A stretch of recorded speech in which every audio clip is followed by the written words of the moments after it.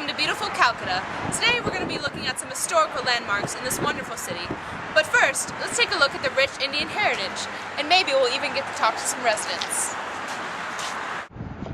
Now let's take a look at a typical grocery store in the heart of Calcutta.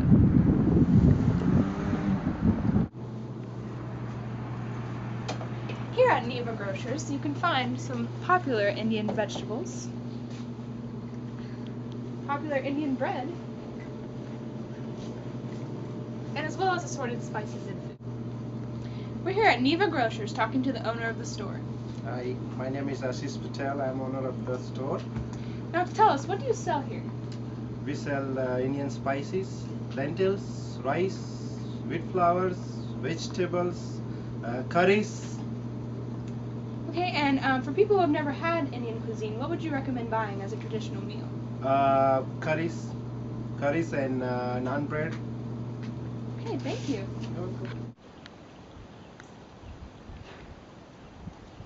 And now, let's take a look at some of the major landmarks. Under my feet is the Howrah Bridge over the Hooghly River.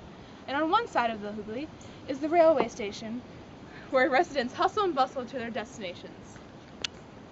On the other side is the city, the true heart of Calcutta.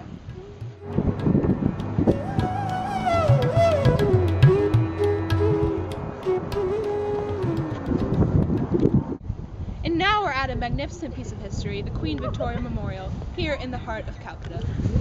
This was built in 1876 when Victoria became Empress of India. It's similar to Central Park in New York City, or perhaps a very large, very green backyard with a gigantic building in it. Around this memorial, many events and fairs also take place. It's a lovely place for a stroll or some quiet time after lunch. You may be wondering how the Queen of England became the Empress of India. The answer lies in the history behind the British imperialism of India. The battle that led to Britain's first claim in India happens to have occurred here in the village of Palash, 150 kilometers north of Calcutta. The Palash tree, with its fiery red blooms, gives its name to both this village and the battle as well, with the original pronunciation being the Battle of Palashi. The name was anglicized over time to Plassey.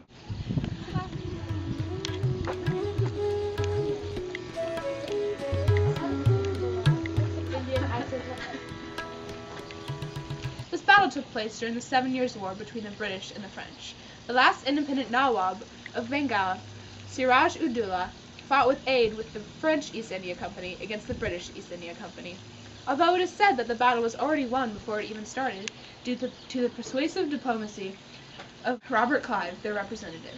He offered Nawabship to the general of Siraj-ud-Dowlah, Mir Jafar, if he avoided combat at all costs. He also paid off the chief financier, Jagat Seth, if he also avoided combat. On June 23, 1756, a hot and humid day on the rocky plains near the battlefield, it seemed as though, despite the diplomacy, the forces of Siraj-ud-Dowlah would overcome the smaller forces of the British East India Company, with a staggering difference of almost 47,000 men. On 7 a.m. and 11 a.m., secondary Nawab commander Mir Madan led attacks that would lead to his death, in the following retreat of his Nawab forces. Followed by the Nawab attacks was a massive rainstorm. The British responded by covering their artillery where the same was not done by the Nawab. As a result, the Nawab had weapons that then became ineffective. After the storm, Clive launched his first major attack against Mir Jafar and his cavalry. Mir Jafar, of course, did not counterattack due to his previous promise to the British, causing the retreat of the Nawab. At this point on, the British had full command of the battlefield. It was almost as if fate was not on their side when some of the Bengalis' ammunition exploded, causing war elephants and oxen pulling heavy guns to run rampant in fear. The Bengali forces, in disarray and confusion, were quickly overcome. The culture of India was also drastically changed, widening the gap between the rich and poor. Through this battle, the British East India Company gained numerous territories including Bengal, Bihar, and Orissa. The casualties, although there were only 500 to 700 people dead, set the scene for a long period of British-ruled India.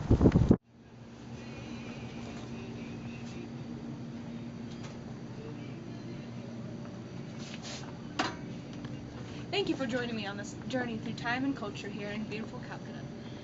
When you come to visit, be sure to keep in mind the history that lies beneath your feet. Now, if you'll excuse me, I have some shopping.